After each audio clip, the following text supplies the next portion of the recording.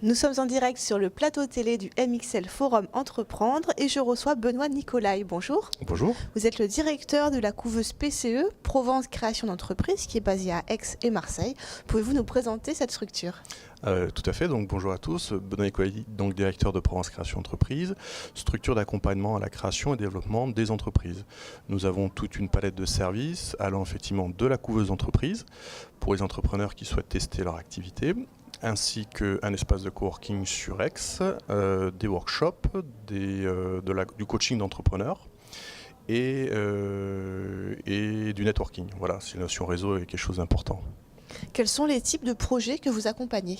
Alors historiquement, au travers de la couveuse, nous accompagnons surtout des professions libéraux, prestataires de services, prestations intellectuelles, mais aussi tout ce qui va être activité dans le numérique, innovant, web, un petit peu aussi du e-commerce dans le cadre de la couveuse, l'achat-revente, enfin on se diversifie, on s'élargit, on va dire qu'en fait ça peut être tout, sauf les activités qui nécessitent des baux commerciaux, donc les commerçants, ou les restaurants évidemment, les activités qui vont nécessiter de faire une recherche de financement, prêt d'honneur ou autre tout de suite puisqu'il faut créer l'entreprise, s'immatriculer, les activités, les professions libérales réglementées, tout ce qui va être à ordre, avocat, expert comptable, notaire, et les activités du BTP, bâtiment liées à la décennale.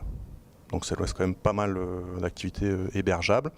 En termes d'accompagnement, coaching d'entrepreneurs, là il n'y a pas de limite. Même si c'est vrai que c'est bien adapté aux entreprises qui ont un potentiel de croissance et de développement, qui vont avoir des problématiques liées à l'installation, la première embauche, la stratégie, le financement, le pilotage. Qu'est-ce que vous proposez concrètement à ces entrepreneurs que vous accompagnez ? Alors, dans le cadre de la couveuse d'entreprise, donc, qui est notre métier historique, puisque la couveuse a été créée il y a 16 ans, donc nous avons été parmi les premières couveuses en France. Donc c'est de l'hébergement juridique, donc la capacité à pouvoir facturer sans avoir à créer sa propre entreprise via notre numéro de SIRET, donc avec une responsabilité civile professionnelle pour sécuriser au niveau de l'assurance, un numéro de formateur, un compte bancaire professionnel dédié à chaque entrepreneur, un service de facturation, une comptabilité propre. Donc des espaces de coworking que nous avons déjà sur Aix-Marseille et sur Aix qu'on va agrandir 200 mètres carrés en juin, ainsi que des accompagnements, des workshops, donc très orientés vente, puisqu'on a développé une école de vente pour préparer à la première problématique des entrepreneurs globalement et chez nous en particulier, c'est trouver des clients. Donc tout part de là. Le commercial, c'est un métier qui s'apprend, qui se prépare, que ce soit en termes d'outils, de méthodologie et de comportement de vente. Donc on travaille là-dessus au niveau collectif sur les workshops et également individuel, donc avec un coaching mensualisé. Voilà, par rapport à la couveuse. Et donc vous le disiez, vous allez lancer donc un nouvel espace de coworking, c'est ça, à Aix-les-Milles. C'est important d'avoir ce type de lieu quand on démarre une activité plutôt que de rester chez soi, de se dire je sors, je vais rencontrer les autres et je suis dans une autre dynamique, on va dire. Tout à fait.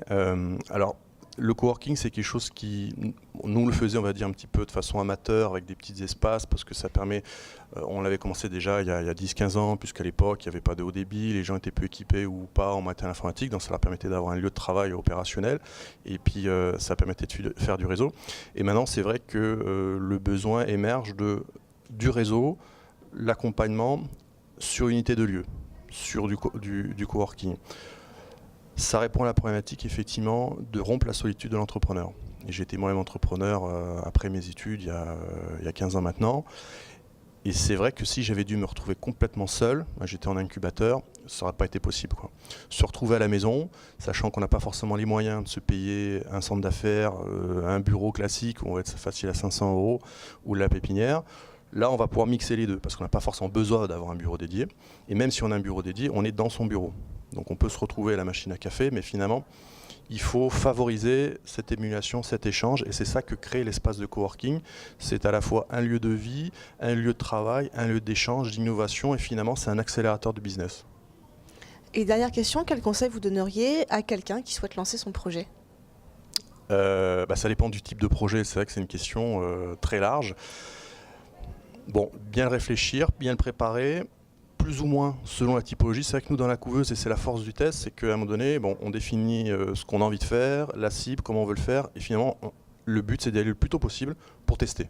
commencer à prospecter, à chercher des clients, et puis se rendre compte déjà, est-ce que je suis en phase, est-ce que ça me plaît, est-ce que j'ai cette capacité à écouter, répondre à un besoin, et finalement, est-ce que je commence à formaliser des ventes rapidement. Donc ça, la couveuse permet ça rapidement. Après, il y a des projets qui nécessitent une préparation, un business plan plus finalisé, notamment si on va chercher du financement, si on ouvre un commerce, si on fait une start-up, des projets innovants, il faut tout de suite collecter de l'argent. Encore que dans la start-up, c'est pour ça qu'on en a un petit peu quand même, c'est qu'il y a certains projets qui peuvent être testés dans le cadre de la couveuse, valider le modèle économique, les produits, et finalement ça sécurise à la fois pour la première recherche de financement, typiquement l'amorçage sur le prêt d'honneur, mais aussi derrière sur une start-up sur la première levée de fonds, puisqu'on peut déjà présenter un modèle économique, des clients, un portefeuille, et finalement montrer qu'on a déjà délivré, et que c'est pas juste une idée sur laquelle on va mettre des centaines de milliers d'euros et pas savoir si ça va fonctionner. Donc je dirais que idéalement c'est de se confronter le plus rapidement possible au marché avec de marché client potentiel, des acheteurs, des vrais acheteurs, pas juste dire voilà si je fais ça, est-ce que ça vous intéresse, oui, et puis on voit le jour J, non, c'est dire voilà ça vous intéresse, vous m'en achetez combien quoi. Donc là on est vraiment en cohérence économique, puisque c'est bien ça à un moment donné, c'est l'acte de vente, il faut vendre quelque chose, répondre à un besoin, comment, et donc l'idée c'est de savoir le plus tôt possible si est-ce que j'ai un acheteur en face de moi. Sinon on cogite, bon c'est important de réfléchir, de préparer, mais voilà, c'est la confrontation au terrain. Et c'est vraiment ce qu'on apporte et ce qu'on pousse à faire aux entrepreneurs. Le plus vite possible, va te confronter au terrain. C'est compliqué, c'est dur, c'est pas notre culture française, mais c'est essentiel. Merci beaucoup. Je vous en prie.